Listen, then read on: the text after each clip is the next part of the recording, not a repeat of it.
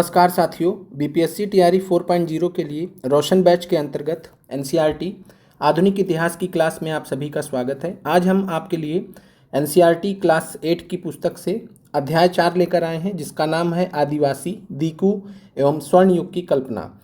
इससे पहले हमने आपको जनजातीय विद्रोह का टॉपिक डिटेल में पढ़ा दिया है। बीपीएससी पैटर्न के आधार पर जितने भी आपसे विद्रोह पूछे जा सकते हो हम आपको ऑलरेडी करा चुके हैं, लेकिन यहाँ पर एक बार एनसीईआरटी का रिव्यू भी लेना बहुत ज़रूरी है, क्योंकि कुछ फैक्ट्स और कुछ विद्रोह ऐसे एनसीईआरटी में मेंशन है जो आपको अन्यत्र कहीं पर भी नहीं मिलते हैं।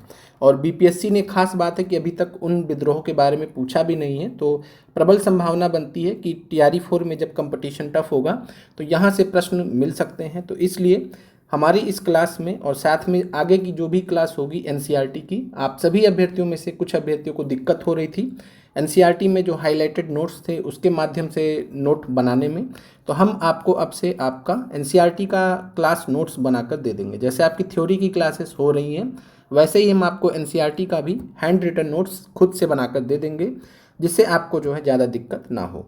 अब यहाँ पर हमने दो तरीके से नोट्स को बनाया हुआ है। आप साइड में इधर और इधर देख रहे होंगे, ये आप यहाँ पर जो दिया गया है ये कुछ फैक्ट्स हैं जो आपके एनसीईआरटी में दिए गए हैं, हमने अलग कहीं से नोट नहीं किए हैं। आप क्लास 8 के एनसीईआरटी में 4th चैप्टर में, जिसका नाम है आदिवासी, दीकू और एक स्वर्ण युग की कल्पना, इस चैप्टर में खुद जाकर भी एनसीईआरटी में इन सभी फैक्ट्स को कंफर्म कर सकते हैं।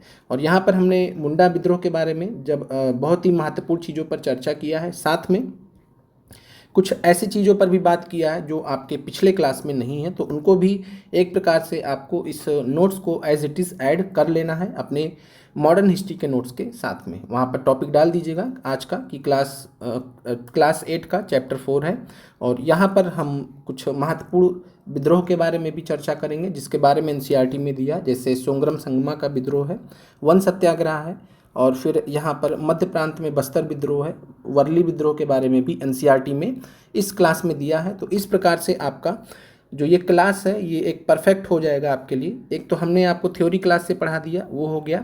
बीपीएससी ने आज तक जितना भी सवाल पूछा है, अन्य आयोग ने जितने भी सवाल पूछे हैं, वो सभी हमने उस क्लास में कर लिए। यहाँ पर एनसीईआरटी के माध्यम से हम कवर कर लेंगे। सबसे पहले हम आपको जो टॉपिक है क्लास का उसको कवर कर लेते हैं, देन हम आपसे बात करेंगे फैक्ट्स के बारे में। अब हम यहाँ पर बिरसा मुंडा जी से शुरुआत करते हैं। आप सभी को मालूम है कि बिरसा मुंडा जी का जो समय रहा है 1875 में 15 नवंबर को ये जन्म लिए थे, जिसको आज के डेट में भारत सरकार हर वर्ष 2021 से जनजातीय दिवस के रूप में मनाती है, जनजातीय गौरव दिवस के रूप में मनाती है 15 नवंबर को। 15 नवंबर 1875 को बिरसा पैदा हुए थे और 9 जून 1900 को इनका देहांत हो गया था। बिरसा मुंडा का उत्थान अगर हम देखें एक नायक के रूप में, तो जो छोटा नागपुर वाला क्षेत्र है, छोटा नागपुर के जंगलों में, जो कि झारखंड में पड़ता है, तो छोटा नागपुर के जंगलों में 1895 में बिरसा मुंडा जो है भ्रमण करते हुए पाए गए थे। वहाँ पर जो आदिवासी लोग थे उनको वहाँ पर वो जागरूक कर रहे थे, और वहीं से बिरसा मुंडा का एक नायक के रूप में या कह लीजिए भगवान के रूप में उत्थान हुआ था। बिरसा मुंडा ने 1895 में ऐलान किया था कि उन्हें जो है भगवान ने लोगों की सेवा करने के लिए, रक्षा करने के लिए उनको दीकुओं, जिनको बाहरी लोगों को जो मुंडा संप्रदाय के लोग थे वो दीकू कहकर संबोधित करते थे, दीकुओं की गुलामी से आज़ाद कराने के लिए भेजा है, ऐसा ऐलान बिरसा मुंडा ने किया। और जब कभी भी ऐसा ऐलान किया जाता है तो जाहिर सी बात है कि जो जनजातीय लोग हैं जो औपनिवेशिक शासन में शोषण का शिकार हो रहे हैं वो बिरसा मुंडा के साथ में हो लिए। बिरसा मुंडा की अगर हम बात करें तो मुंडा समुदाय के लोग बिरसा को भगवान मानने लगे इसके बाद 1895 से, और इनको धरती आबा कहकर संबोधित करने लगे। धरती आबा का मतलब होता है पृथ्वी का पिता। अब यहाँ पर अगर हम बात करें तो एक फैक्ट है कि बिरसा के समर्थक जो थे, एनसीईआरटी में दिया हुआ है कि बिरसा के जो समर्थक थे उसमें मुख्य रूप से मुंडा समुदाय के लोग तो थे ही, इसके अलावा संथाल और उरांव जनजाति के लोग भी थे। तो याद रखिएगा कि बिरसा मुंडा को केवल और केवल मुंडा समुदाय का ही सपोर्ट नहीं मिला था, मुंडा समुदाय का तो मिला ही था सबसे बड़े स्तर पर, साथ में संथालों और उरांव जनजाति के लोगों ने भी इनका साथ दिया था। फिर हम यहाँ पर बात करते हैं छोटा नागपुर में मुंडाओं की जो ज़मीनें होती थी वो पूरे कबीले की संपत्ति होती थी। तो ये भी आपको यहाँ पर ध्यान रखना है कि जो मुंडा समुदाय है वो कहाँ पर रहता है, तो ये आपको क्षेत्र वाइज अगर कभी दे दे तो आपको जो है नहीं वहाँ पर समझ में आएगा, तो आप इसको भी ध्यान रखेंगे, छोटा नागपुर। बाकी जो बिरसा मुंडा का कार्य क्षेत्र था, हमने आपसे बात किया, रांची वाला जो क्षेत्र था वो बिरसा मुंडा का कार्य करने का क्षेत्र था। तो छोटा नागपुर बड़े स्तर पर अगर क्षेत्र वाइज पूछ लेगा तो आपको याद रखना है कि जो मुंडा का जो विद्रोह हुआ है वो उसका एरिया कौन सा रहा, या मुंडा समुदाय कहाँ पर रहते हैं, तो ये छोटा नागपुर वाले क्षेत्र में रहते हैं जो झारखंड वाला क्षेत्र है। अब हम यहाँ पर बात करते हैं, तो जो छोटा नागपुर के मुंडा थे उनकी जो ज़मीनें थीं उसकी खास बात क्या थी कि पूरे कबीले की संपत्ति होती थी, और इसको एक व्यवस्था के तहत इस पर जो है खेती वगैरह की जाती थी, जिसको खुंटकट्टी पद्धति कहते हैं। खुंटकट्टी पद्धति के नाम से मुंडाओं में जो ज़मीनों की संपत्ति होती थी वो पूरे कबीले की संपत्ति मानी जाती थी। किसी एक व्यक्ति पर ज़मीन का कब्जा नहीं होता था, वो पूरे पूरे समुदाय का होता था। ये आपको क्लियर हो गया होगा। अब यहाँ पर एक चीज़ और भी है, मुंडा लोगों में अगर हम बात करें तो खुंट या खंट, आपको इस तरीके से भी पूछा जा सकता है। तो खुंट या खंट कहलाने वाली पारंपरिक वंश परंपराएं थी, और ये क्या थी, तो संयुक्त रूप से भूमि की मालिक, यानी संयुक्त रूप से पूरे समुदाय को भूमि का मालिक यहाँ पर खुंट या खंट पद्धति में। और इसके अंतर्गत जो कृषि होती थी, जो इनकी पारंपरिक व्यवस्था थी, उसको खुंटकट्टी पद्धति कहते थे। और इसी खुंटकट्टी पद्धति का अंग्रेजों ने सर्वनाश कर दिया था 1875 के बाद से। और देखते ही देखते जो है जितने भी मुंडा समुदाय के लोग थे इस क्षेत्र में, धीरे धीरे जो जितने भी दीकू लोग थे, जो बाहरी लोग आए थे, इनके मकड़ जाल में फंसते चले गए। और अंत में 1895 में जब बिरसा का उत्थान हुआ, तब फिर इन सभी ने बिरसा को पूरा का पूरा सपोर्ट दिया। अब हम यहाँ पर बात करते हैं बिरसा मुंडा की जो परवरिश है, मुख्य रूप से बोहोंडा के आसपास जंगल है वहाँ पर हुई थी। एनसीईआरटी में फैक्ट दिया है, तो आप इसको थोड़ा सा ध्यान रख के चलिएगा। फिर बात करते हैं बिरसा पढ़े कहाँ थे, तो यहाँ पर बिरसा की बात करें तो ये स्थानीय मिशनरी स्कूल में पढ़े थे। ये एनसीईआरटी में दिया है, लेकिन उस स्कूल का नाम क्या है तो वो भी आप ध्यान रखिए।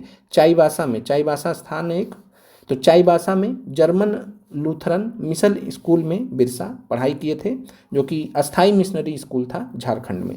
तो चाईबासा में स्थित था, जर्मन लूथरन मिशन स्कूल नाम था, और ये मिशनरी स्कूल था, यानी ये ईसाई स्कूल था।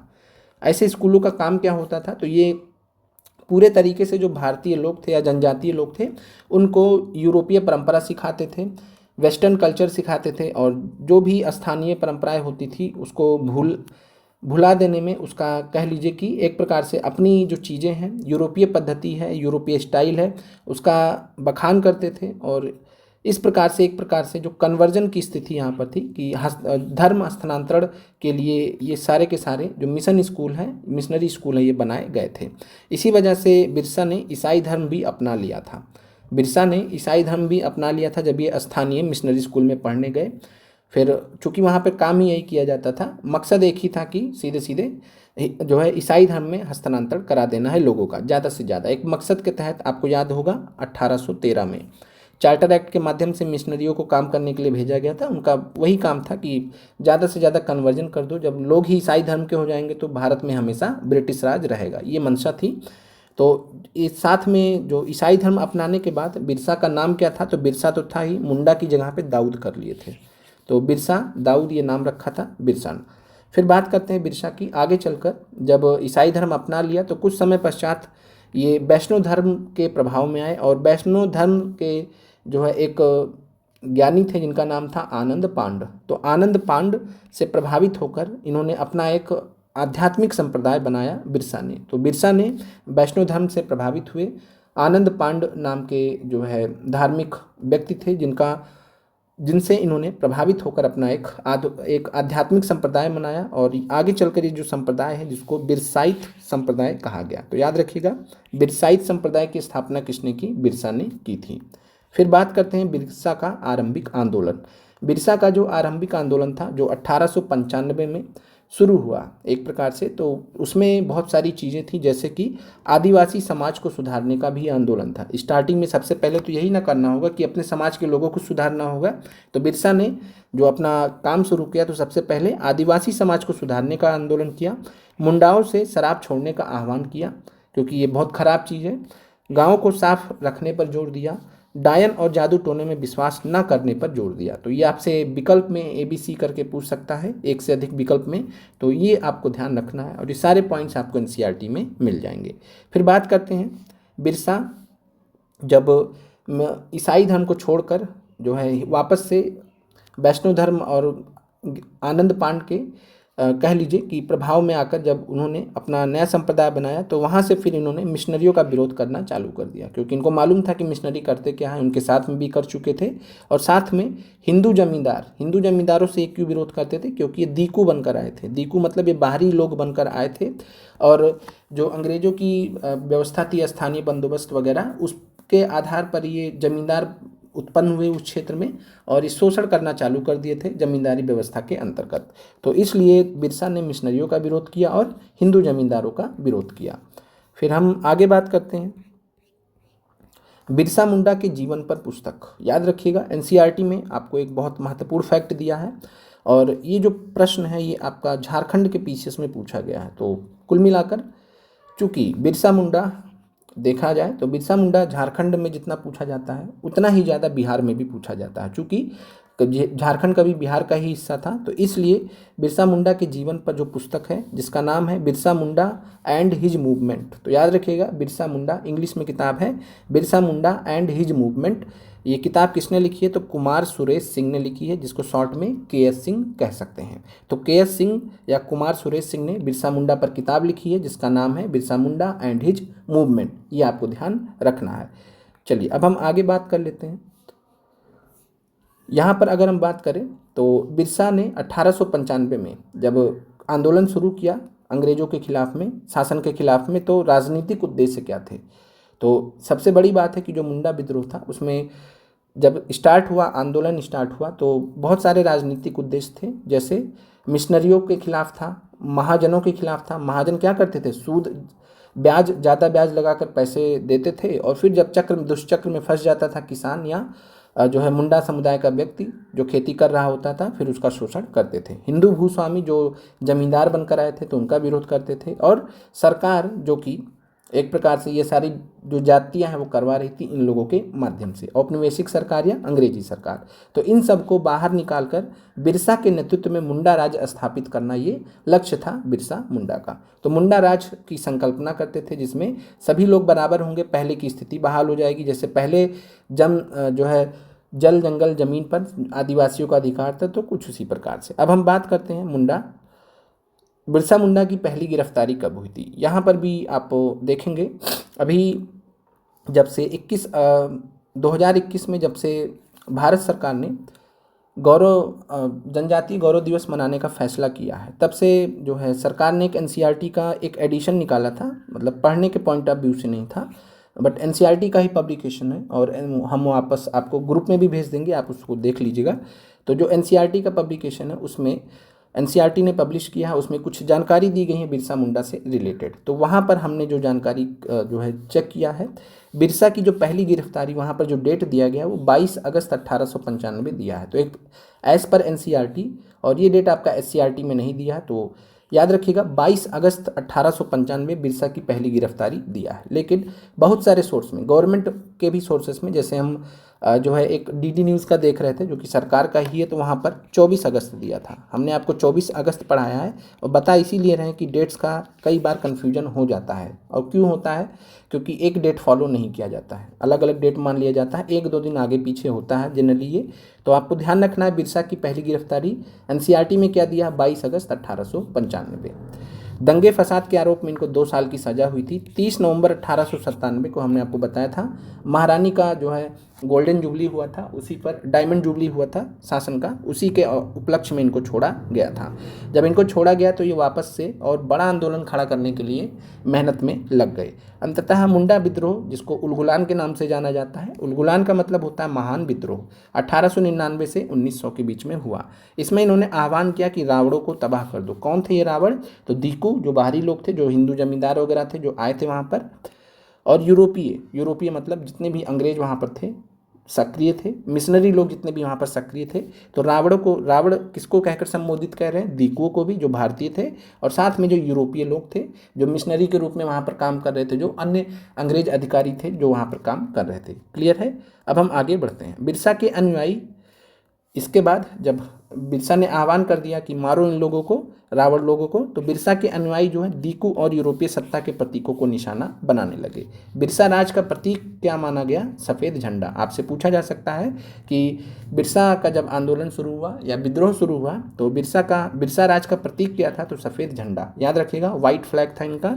फिर विद्रोह की शुरुआत कैसे होती है? तो विद्रोह की शुरुआत क्रिसमस की पूर्व संध्या पर। आप सभी को मालूम है 25 दिसंबर को हर साल क्रिसमस मनाया जाता है। अगर उस समय के हिसाब से अगर दुष्ट ईसाइयों पर अगर जो है हमला करना है, अटैक करना है, तो विद्रोह की शुरुआत का सबसे बेस्ट दिन क्या था? क्रिसमस की पूर्व संध्या। तो इसीलिए 24 दिसंबर 1899 को बिरसा ये डेट चुनते हैं। और बिरसा के जो अनुयायी रहते हैं ये रांची और सिंहभूम जिलों में जितने भी ईसाई चर्च रहते हैं उन पर हमला एक साथ में कर देते हैं, मतलब एक साथ में अटैक कर देते हैं क्रिसमस की पूर्व संध्या पर, यानी 25 दिसंबर से एक दिन पहले शाम में। तो याद रखिएगा विद्रोह की शुरुआत कैसे होती है? तो विद्रोह की शुरुआत 24 दिसंबर 1899, बिरसा के अनुयायी रांची और सिंहभूम जिलों में चर्चों पर हमला कर देते हैं एक दहशत फैलाने के लिए। फिर यहाँ पर हम बात करते हैं एक और फैक्ट। 25 दिसंबर 1899 को क्या होता है?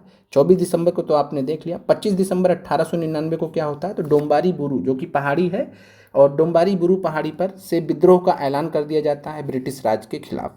साथ में बिरसा एक तगड़ा सा नारा भी देते हैं, एक तगड़ा सा स्लोगन भी देते हैं ब्रिटिश राज के खिलाफ, महारानी के राज के खिलाफ। तो वो भी आपको ध्यान रखना है। चलिए, अब यहाँ तक हो गया। आगे हम बात करते हैं विद्रोह और ब्रिटिश। 9 जनवरी 1900, ये एक एक्स्ट्रा पॉइंट है डेट का, ये आप ऐड कर लीजिएगा।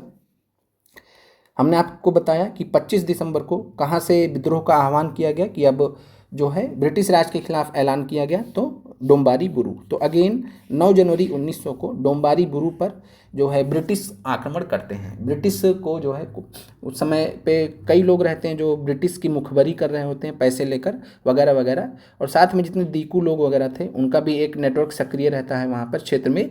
तो ये लोग क्या करते हैं, अंग्रेज़ों को इन्फॉर्मेशन देते हैं कि डोम्बारी बुरू पर बिरसा और उसकी जो सेना है, एक प्रकार से जो उसके विद्रोही लोग हैं वहाँ पर मौजूद हैं डोम्बारी बुरू पर। तो 9 जनवरी 1900 को ब्रिटिश और जो है विद्रोहियों के बीच में युद्ध होता है छोटा सा, और इस युद्ध में मुंडा विद्रोहियों को हार का सामना करना पड़ता है। एक संघर्ष होता है, मुंडा विद्रोहियों को हार का सामना करना पड़ता है। 400 प्लस जो मुंडा विद्रोही रहते हैं ये मारे जाते हैं इस युद्ध में। फिर बात करते हैं बिरसा की गिरफ्तारी दूसरी बार कब होती है। पहली बार आपने यहाँ पर देखा कि पहली गिरफ्तारी कब होती है? 22 अगस्त 1895 में दंगे फसाद के आरोप में इनको गिरफ्तार कर दिया जाता है कि ये सरकार के खिलाफ लोगों को भड़का रहे हैं वगैरह वगैरह। दूसरी बार विद्रोह करने के आरोप में इनको गिरफ्तार किया जाता है। और दूसरी बार जब गिरफ्तार किया जाता है तो एनसीईआरटी में और एससीईआरटी में यहाँ पर बहुत भेद है।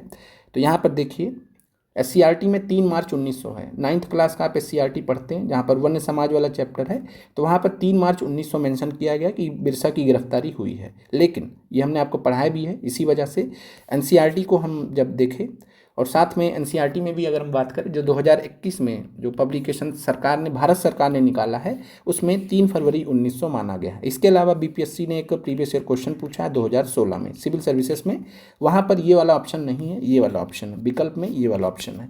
तो इसलिए हमारे हिसाब से एससीईआरटी और एनसीईआरटी में यहाँ पे फ़र्क हो रहा है डेट का, लेकिन फिर भी हमारे हिसाब से जो हमको ज़्यादा बेहतर लग रहा है ये ज़्यादा सही है। 3 फरवरी 1900 आपको मानना चाहिए। तो इस चीज़ को आप लोग क्लियर कर लीजिए, क्योंकि प्रश्न आपको कई तरीके से कंफ्यूज कर सकता है 5वां ऑप्शन होने की वजह से। तो बिरसा की गिरफ्तारी आपको क्या मानना है? दूसरी बार 3 फरवरी 1900 मानना है। ज़्यादा उचित तिथि है, ज़्यादा जो रेलेवेंट सोर्सेस हैं उसके अनुसार 3 फरवरी 1900 ही ज़्यादा बेहतर है। क्लियर है? हालांकि बहुत जगह आपको देखने को मिलेगा 3 मार्च, लेकिन अगेन वही है कि फैक्ट्स का खेल है सारा, कहीं कहीं मतलब इतना कॉन्फिडेंट में चीज़ें लिख दी जाती हैं, तो इस वजह से एससीईआरटी में भी लिखा, तो इसलिए क्या कर सकते हैं। लेकिन आपको ध्यान रखना है कि बिरसा की गिरफ्तारी आपको क्या मानना परीक्षा दृष्टि से 3 फरवरी 1900। फिर यहाँ पर बात करते हैं, अभी हम जो पॉइंट्स हैं उनको अलग से हम देख लेंगे। तो आपको यहाँ पर इस चीज़ का ध्यान रखना है, भारत सरकार क्या मान रही है? 3 फरवरी 1900। एनसीईआरटी मतलब भारत सरकार। चलिए, तो 3 फरवरी 1900 ही आपको मानना है। अब हम यहाँ पर बात करते हैं बिरसा की मृत्यु कब हुई, तो इसमें कोई भी कन्फ्यूजन नहीं है। 9 जून 1900 रांची जेल में थे ये। कारण जो बताया गया अधिकारियों की तरफ से, जेल के जो अधिकारी थे, कि इनको हैजा या कॉलरा हुआ था।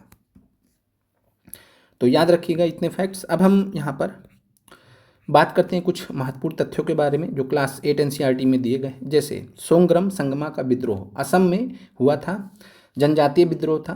किसके नेतृत्व में हुआ था, तो आपसे पूछ सकता है कि असम में जनजातीय विद्रोह किसके नेतृत्व में हुआ था, तो सोंग्रम संगमा। ब्रिटिश नीतियों के खिलाफ ये विद्रोह हुआ था 1906 में, असम में हुआ था। सोंग्रम संगमा के नेतृत्व में जनजातीय विद्रोह था ये। औपनिवेशिक जो वन कानून थे, जंगल से रिलेटेड जो कानून थे वो बहुत खराब थे, शोषण करने वाले थे, तो इसलिए यहाँ पर विद्रोह किया गया था।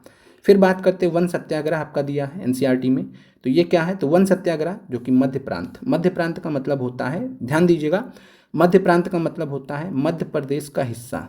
मध्य प्रदेश आज का जो छत्तीसगढ़ है, छत्तीसगढ़, ये सब का जो हिस्सा है ये ब्रिटिश समय में मध्य प्रांत के अंतर्गत आता था। जैसे संयुक्त प्रांत में उत्तर प्रदेश आता था, वैसे ही मध्य प्रांत में मध्य प्रदेश, मध्य प्रदेश, मध्य प्रांत, इस तरीके से आप रिलेट कर सकते हैं। और मध्य प्रदेश के बगल में छत्तीसगढ़। क्लियर है। तो वन सत्याग्रह ये मध्य प्रांत में हुआ था 1930 के दशक में। 1930 के दशक में जब महात्मा गांधी ने सविनय अवज्ञा आंदोलन शुरू किया था, तो उसी से प्रभावित था वन सत्याग्रह। आपने पढ़ा भी होगा सविनय अवज्ञा आंदोलन के अंतर्गत कि सविनय अवज्ञा आंदोलन से प्रभावित होकर भारत के कई हिस्सों में वन सत्याग्रह भी हुए थे। 1930 के दशक में हुआ था औपनिवेशिक वन कानून के विरोध में। स्थान था इसका जो है मध्य प्रांत। क्लियर है। आगे बढ़ते हैं, फिर बात करते हैं।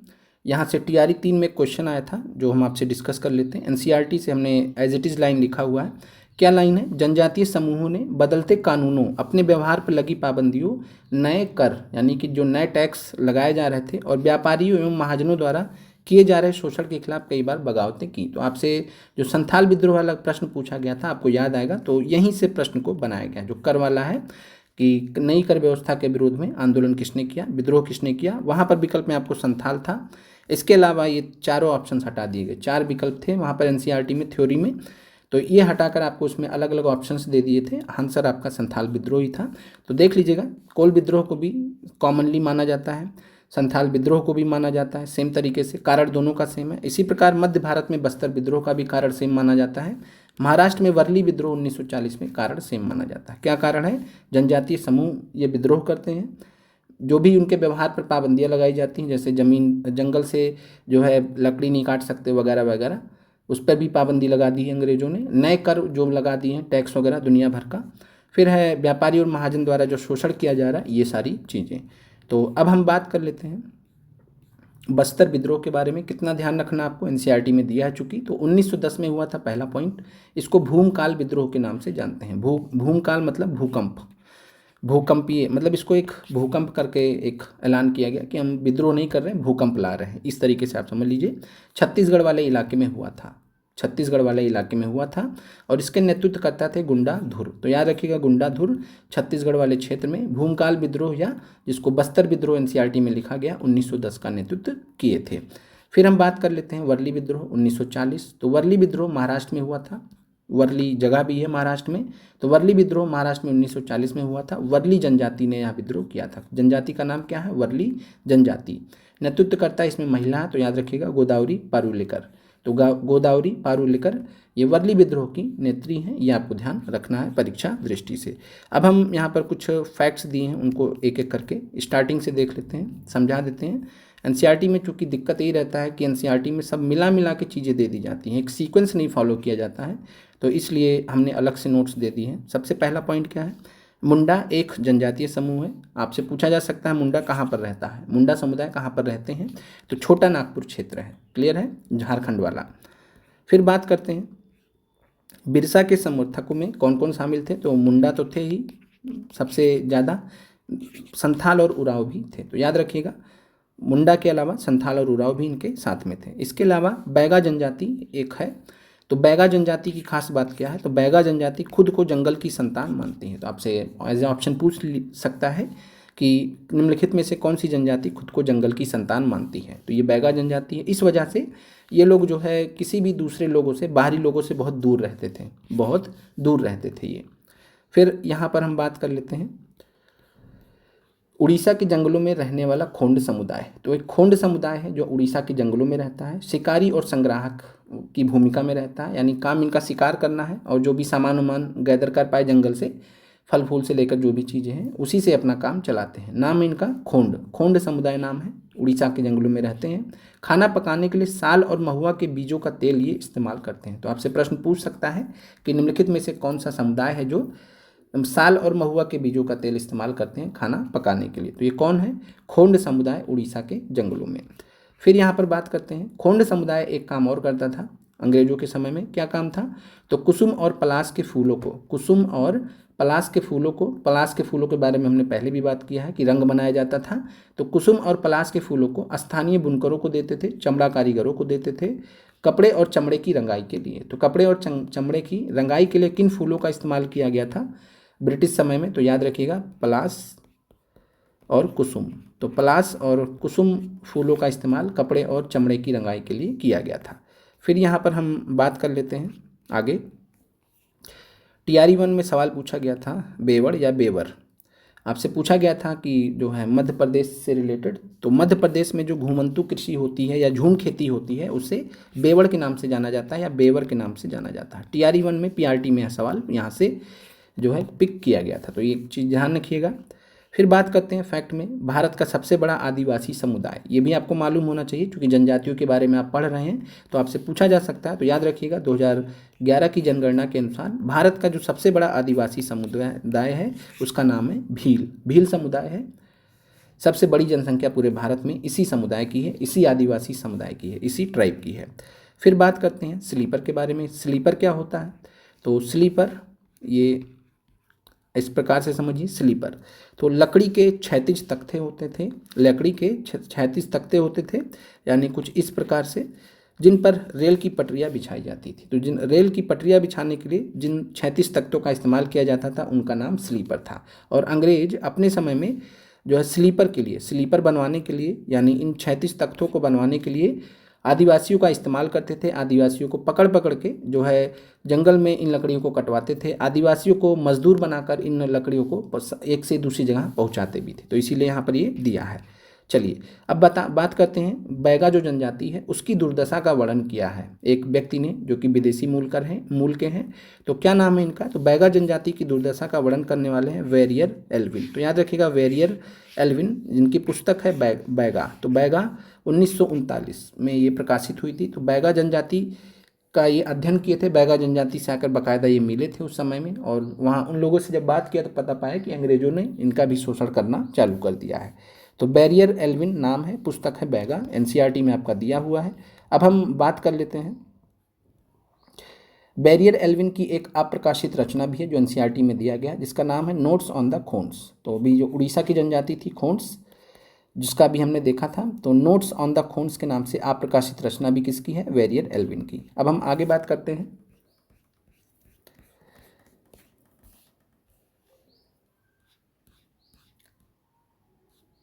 यहाँ पर तो रेलवे स्लीपर्स का आपने देख लिया कि पेड़ काटने के लिए, लकड़ी ले जाने के लिए अंग्रेजों ने आदिवासियों को मजबूर किया था। फिर यहाँ पर बात करते हैं झरिया और रानीगंज कोयला खदानों के बारे में जानकारी दी गई है, लेकिन वहाँ पर चूँकि बहुत पहले के हिसाब से जानकारी दी गई है, लेकिन आज के डेट में झरिया और रानीगंज कोयला खदानों का लोकेशन बिहार नहीं है, वहाँ पर बिहार दिया हुआ है, तो इसको आप सही कर लीजिएगा। नोट्स में हमने सही कर दिया है। तो झरिया, झा से झारखंड। तो झरिया कोयला खदान कहाँ पर है? झारखंड में, बहुत बार परीक्षा में पूछा गया है। फिर रानीगंज की बात करें तो रानीगंज कोयला खदान ये पश्चिम बंगाल में, दोनों में से कोई भी आज के डेट में बिहार में नहीं है, ये आपको ध्यान रखना। लेकिन एनसीईआरटी में अपडेट नहीं किया गया तो इस वजह से ये दिक्कत है।